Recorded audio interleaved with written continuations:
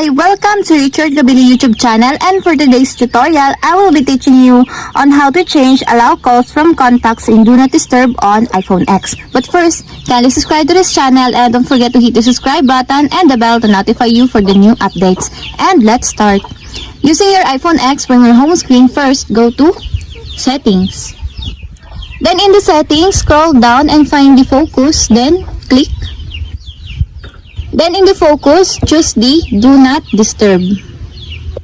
Then in the Do Not Disturb, click People under the Allow Notifications. Then in the Notifications, find the Allow Calls From and click.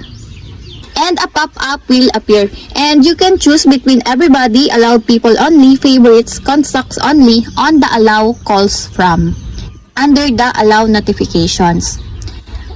If you want to choose everybody, then click everybody until there's a check mark on the side, or contacts only.